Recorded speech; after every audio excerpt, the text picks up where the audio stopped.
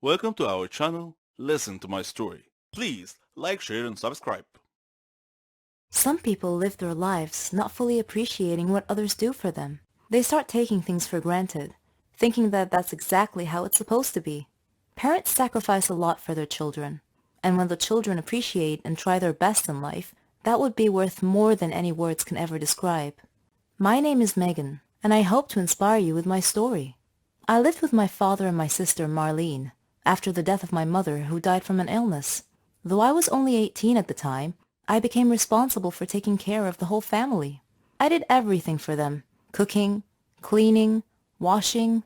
My father was a great man, and he did his best to make us happy. I supported both my sister and my father. We faced everything together. There was one more person in my life, my neighbor, Dave. We practically grew up together, and our dreams grew with us. He knew everything about our circumstances and supported me often. He proposed to me and we got engaged. Dave chose a flat near my family so we would be close to them. That was very thoughtful of him.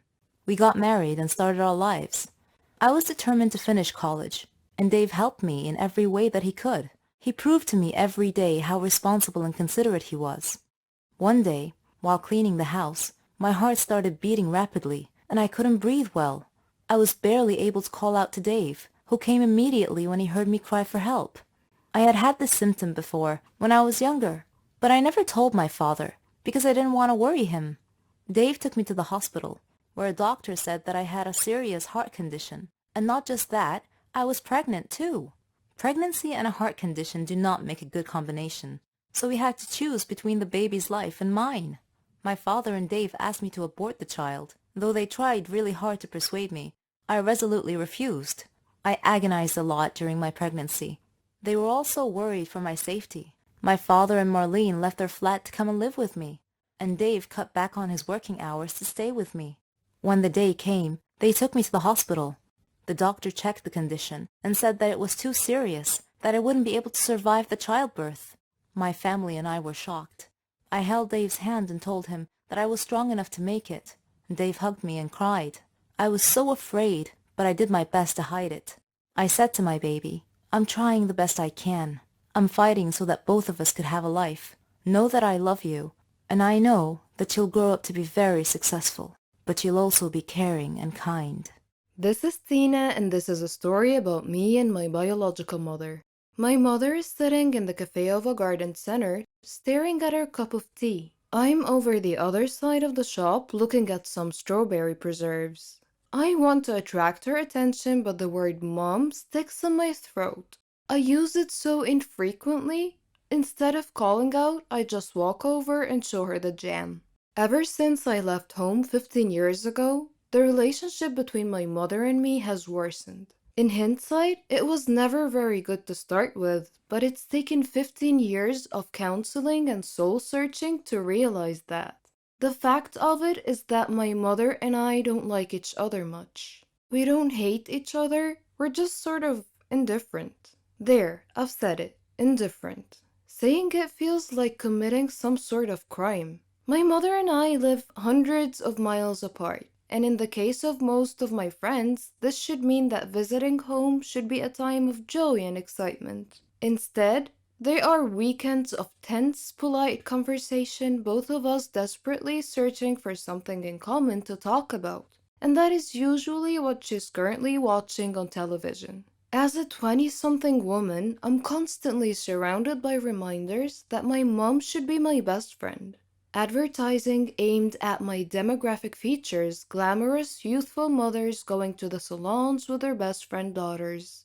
Because it's all so alien to me, I tend to become a little bit fixated. I tend to look beyond the principal plot lines of films and become obsessed with the parts that involve a mother and a daughter for a large, loving family headed by a quirky matriarch. When the film Mamma Mia came out, I went to see it with a girlfriend for a bit of a laugh. It was mainly about love affairs between Meryl Streep and her exes. As I watched, I was as always bewildered by the apparently natural bond that mothers and daughters have on screen. Another film. It's complicated. Again with Meryl Streep, has a plot that hinges on her post-divorce relationship with her ex-husband. But the highlights for me, The way her children clustered around her and the way she reacted when they all came back to visit. Though I know it's not just on screen. My friend Susie has the same exact sort of relationship with her mom. It baffles and fascinates me. They talk every single day, sometimes more often, and tell each other everything. I didn't have an unhappy upbringing. I wasn't a happy child, but that wasn't down to child abuse or neglect. I was well clothed, fed, and I even had ballet lessons. I went to university paid for by my parents, and I knew, and I still know, that there's always somewhere to stay if I need to. But my mother and I never had the sort of closeness I saw in my friends' relationships. They would go shopping or share secrets. They would tell their moms things about their lives. The one time I tried to ask my mother about her teenage years, she told me to mind my own business, and so I did. I grew up minding my own business, and she minded hers. I left home as soon as possible and met my now husband at university, and he quickly stepped into the role of best friend and emotional support giver. I made enduring friendships, most of which I believe to be unconditional. Most of my friends believe me to be a loving and caring individual, and I know I could turn to any one of them in an emergency, and them to me. Yet, I cannot remember the last time my mother and I hugged, even though I hug my friends all the time, and the very thought of it makes me cringe. My mother is the last person I go to in a crisis. She is certainly the last person to whom I would tell a secret or a problem. And if I'm honest, I don't need to anymore, as I have my own friends now. But my lack of a close friendship with her bothers other people a lot. When I say that I don't have a close relationship with her, they ask whether we fight a lot. But no, I don't recall ever having a fight with my mother. That would entail caring enough to bother. I used to go through phases of worrying about it and trying to repair the damage, but all the while I was aware that I was doing it for other people. I visit infrequently, but I visit. I do it not so I can see her, but if I'm honest, so her neighbors and family can see me visiting. A few years ago, before I realized I didn't care anymore, I called her up and asked whether we could sort it out. Her answer told me everything I needed to know. Sort what out? I stopped bothering from that moment on. Now my principal concern is explaining to people why I don't see her that often.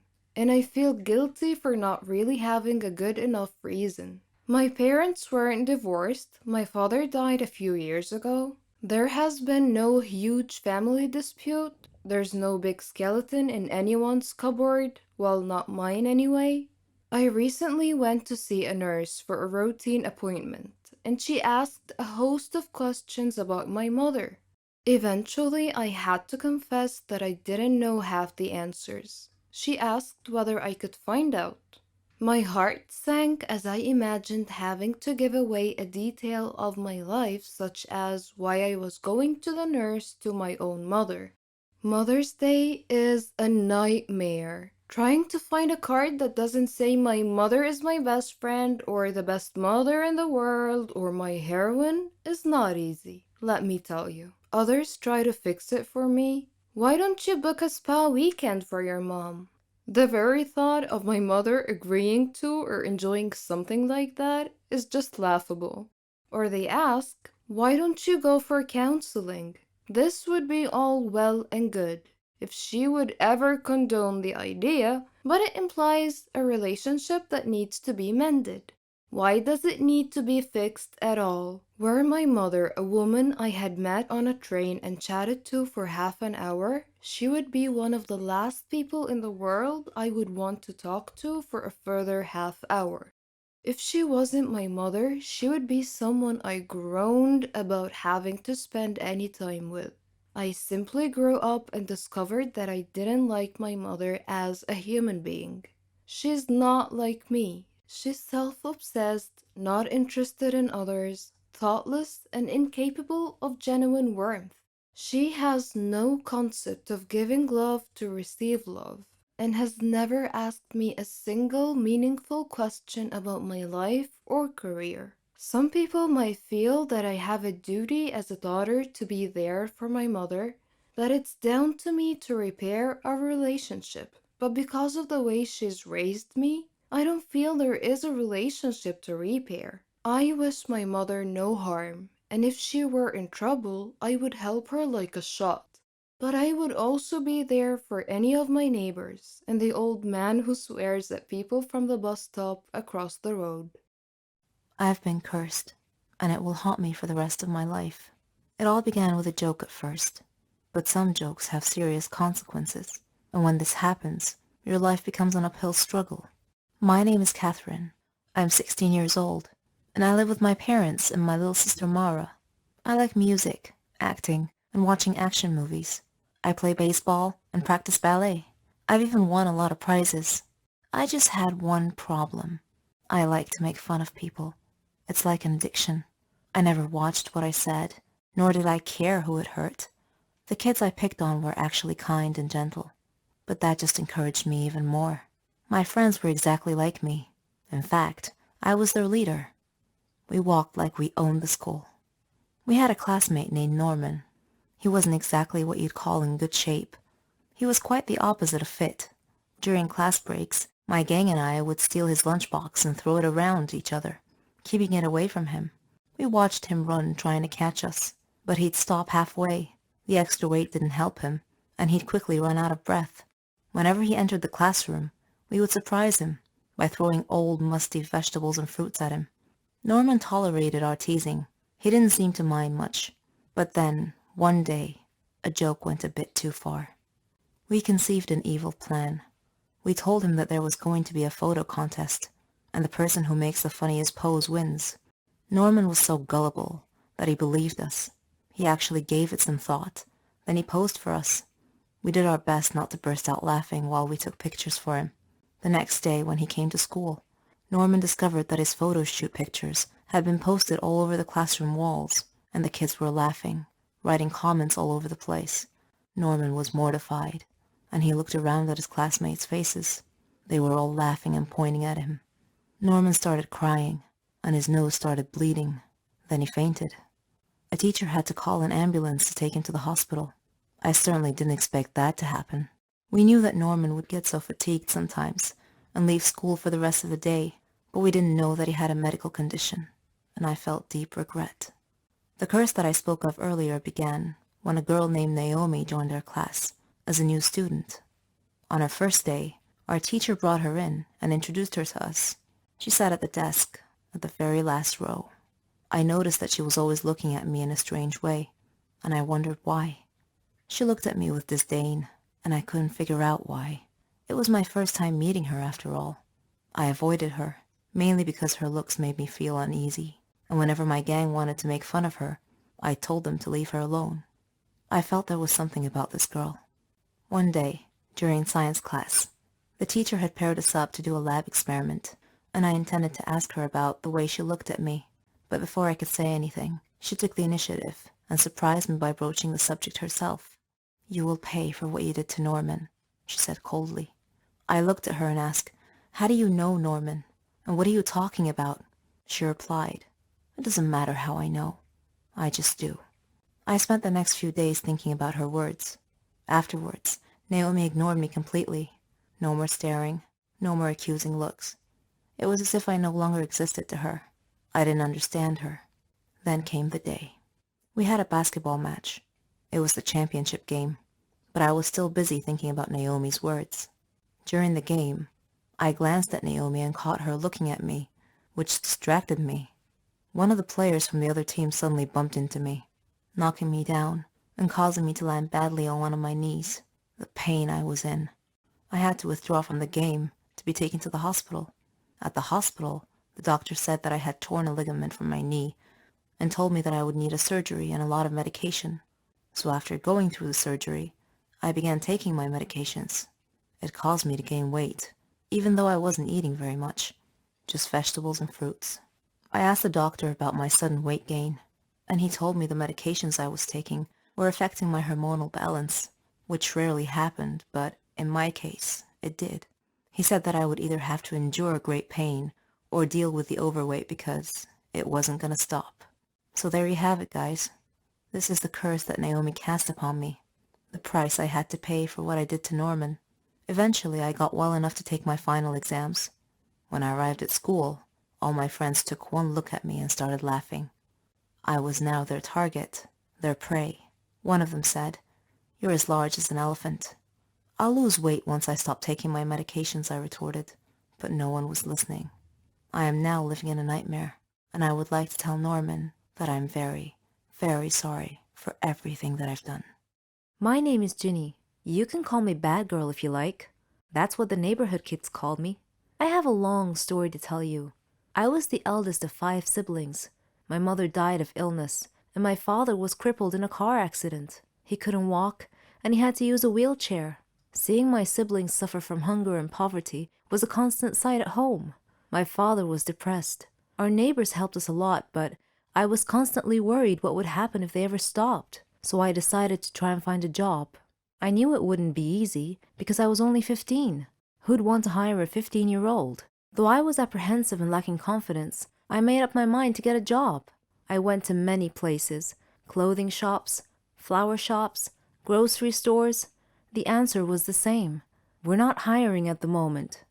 One day, feeling down, I was walking aimlessly with no destination in mind, when suddenly I found myself near a hospital. On an impulse, I entered. I saw a nurse, but she seemed too gloomy to talk, so I looked around and found another nurse who looked a bit kinder. She noticed me and asked if I needed any help. I told her that I was looking for a job. Any job. I'd even mop and clean. She felt sympathy for me and told me not to worry. Then she went into the manager's office. I was worried. Was I in trouble? A minute later, she called me in to meet the manager. He seemed very kind, and he quietly asked for my name. I told him it was Ginny. He told me that Martha, the kind nurse who was helping me, told him that I was looking for any job available. He said he had a job for me, but he was concerned that it might be a problem. I felt a pang of fear and asked what the problem was. He said that I would have to work night shifts. That was it? I felt so relieved. I immediately agreed, and he said that he liked my enthusiasm and that I could start tomorrow. I was so happy. I returned home quickly, hugged my siblings, and kissed my father's hands. I told them everything about my new job. My father looked at me sadly and said that I was too young to have to bear this responsibility. I told him that it was okay and that I could deal with it.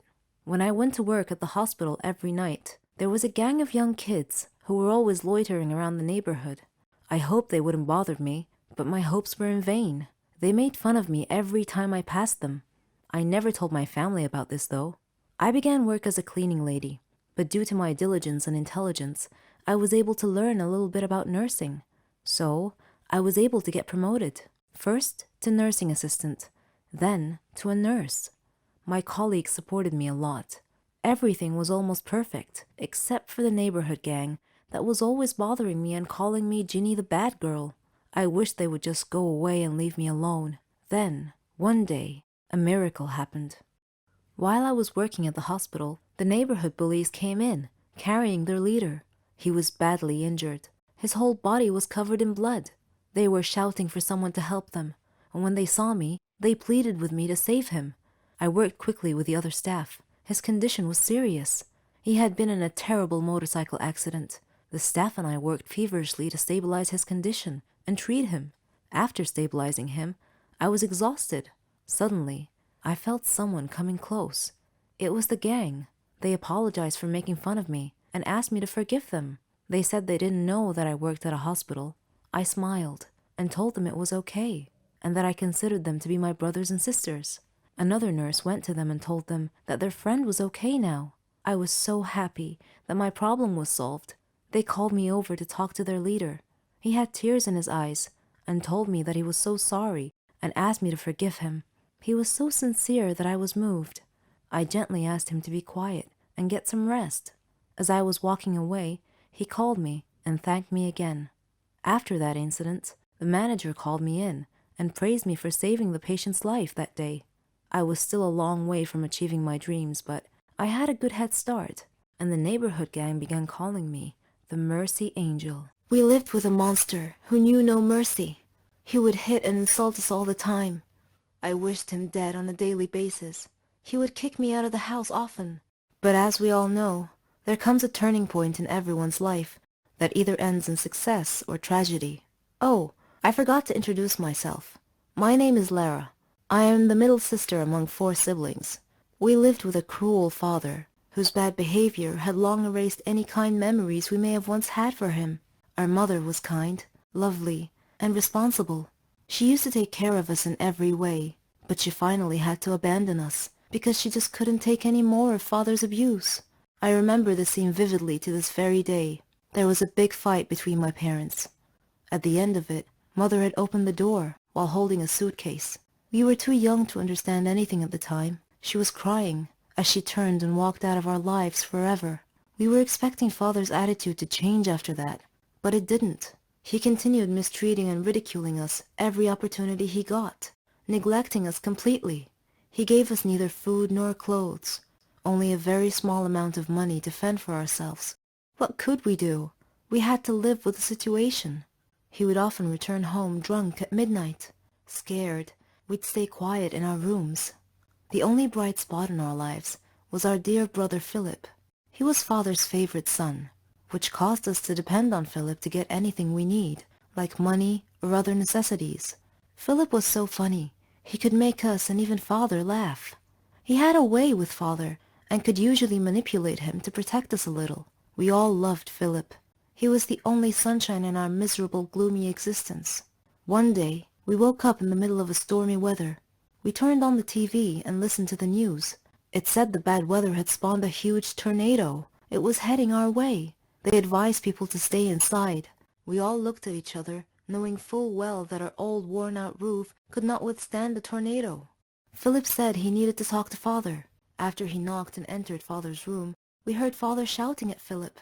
Philip had a look of fear on his face. Father then shouted, "If anyone wants to fix anything at home, then he is welcome to, but I will not fix anything."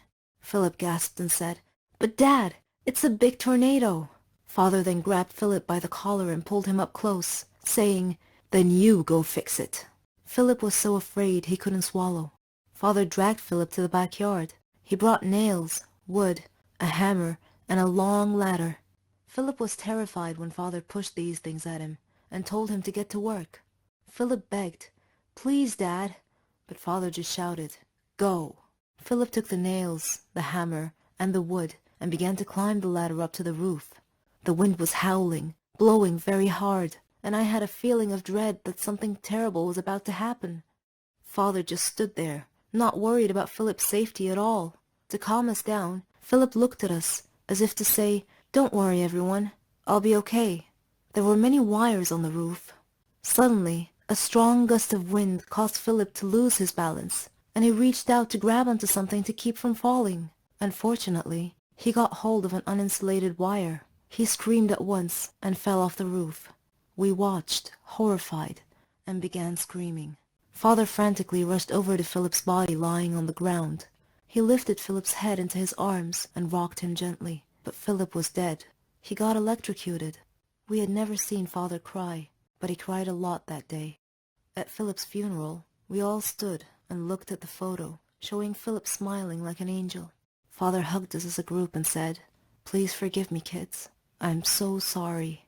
I didn't realize that I loved you all so much. I'm so sorry for not being a good father." We believed him. We hugged him back. He was being sincere with us for once. From that point on, he was a changed man. He gave us everything. Love, attention, money. Now we love our home and our lives. I can finally say truthfully, with all my heart, I love you, Daddy. He was a dream, the future, or so I thought. But my love was cursed right from the start. Sounds a bit confusing, right? Let me explain. But first, I should probably introduce myself. I'm Carolyn. I was a dreamer. I dreamed of a good, warm, stable, successful life. I wanted a good job.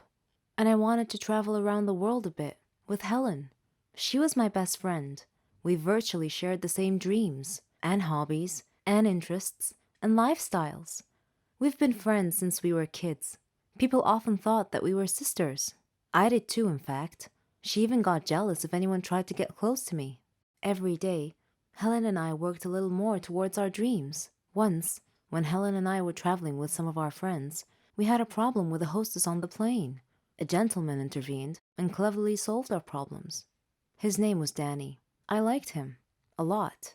I thought about him often.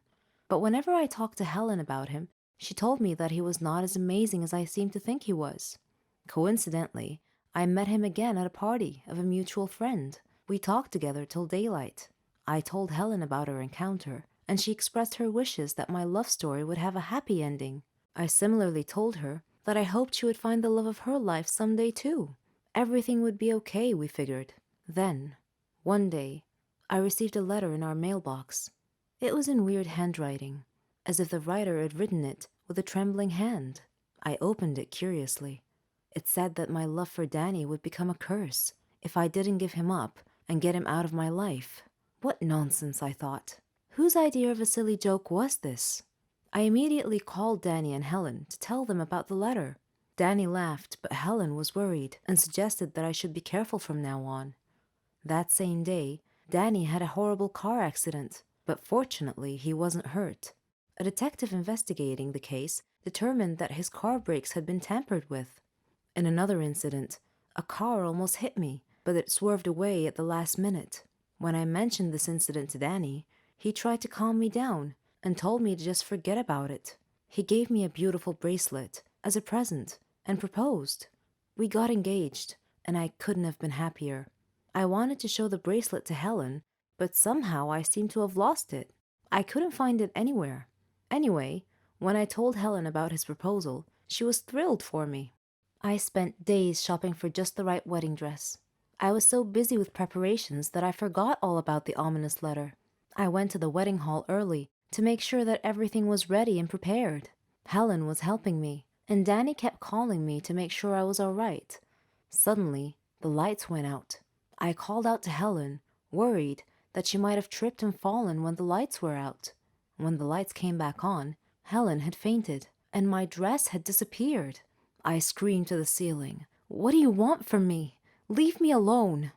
Suddenly, Danny appeared out of nowhere and asked me what had happened. I told him then and there that we must break off our engagement, otherwise the curse the letter mentioned might injure someone or cause someone to die. Then Helen came too and tried to calm me down. She told me to go to the car and that she would get our stuff and follow me. I loved Danny and wanted to marry him, but now I was seriously worried that this curse threat might actually be real. Helen came back carrying a bag and a large suitcase and told Danny not to worry, that she would drive me home and then call him to tell him that we had arrived safely. I was still crying, and Helen was trying to calm me down. When we arrived home, I noticed something strange. Helen was carrying a bag that was partially open, and I glimpsed a piece of clothing stuffed into it. It looked exactly like my dress. I opened the bag and found that it was my dress. I confronted Helen and demanded to know how my missing dress ended up in her bag. I clearly caught her red-handed, and she was unable to answer coherently. I realized at that moment that the source of the so-called curse was Helen. "Helen," I said, "how dare you do this to me? I thought we were like sisters to each other." She replied icily, with a glare that I saw for the first time. She said that she fell in love with Danny just as I did, but he chose me instead of her, and that she hated me for it. She said she won him over and got him to love her instead. Then they both tried to scare me into calling off the wedding so that she and Danny could be together. There are no words to describe how I felt at the time. I replied in a similar tone. I told her that I don't ever want to see her again, or Danny. Neither of them mattered anymore. I never did see Helen or Danny after that day. I'm on a Caribbean island now, sipping on a cocktail. I read in the paper that Danny and Helen had announced their engagement. I'm thinking about what wedding present I should give them as a surprise.